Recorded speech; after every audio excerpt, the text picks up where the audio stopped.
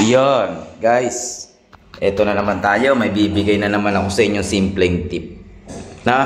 Simple lang to para to sa mga baguhan na hindi pa nila alam kung ano purpose nitong paleta. Bakit ganyan, no? Bakit ganyan yung ano niya, yung shape niya? Medyo patagilid, no? Tapos malaki dito, maliit doon. Ayan, no?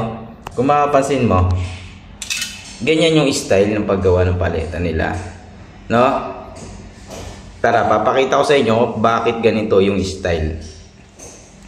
Kaya po ganyan yung style niyan, papakita ko sa inyo patagilid, di ba? Ayan.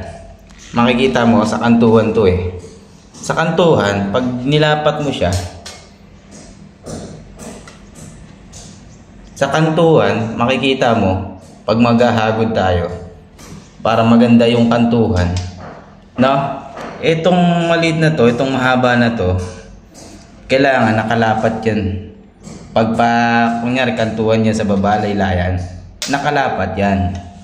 Tapos makikita mo nakaangat to, no? Ngayon, ang hagod niyan, ididikit mo lang siya, ayan, no? Kaya ganyan yung design niya, kasi pag ganyan ang hagod niyan, makikita mo. Pagka yan hinagod mo pa ganyan, yung kanto niya, pag hinagod mo pa ganyan, nakabuka, di ba? Pero pagka nilapat mo siyang ganyan, yan yung design niya. Kaya ganyan yung design niya. Ganyan ang paghagod sa paleta, lalo sa kantuhan, no? Mapapansin mo, pag hinagod mo siya, may karga tong skim coat.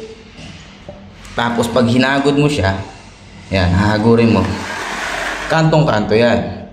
Ang tanong doon naman sa mga kanto na ganito, no? Ganun din. Kaya lang, kailangan pantay yung pagkakagawa ng kanto. Kunyari, yan yung kanto mo, idikit mo to, tapos isulok mo doon. Ganyan ang paghagod niyan. Kasi may naghahagod nakakaganyan yan, may naghahagod nakaganyan, no? Hindi maganda yun kasi guguhit, no? Hindi ganyan yung hagod. Kaya ganyan yan, idikit mo sa pader. Tingnan nyo, kantong-kanto siya, no? Kantong-kanto siya, no? Ganyan yung hagod ng paleta. Kita mo ganun, no? Ganyan yung hagod ng paleta. Kita mo, kantong-kanto siya. Yeah, kaya ganyan yung design ng paleta, no?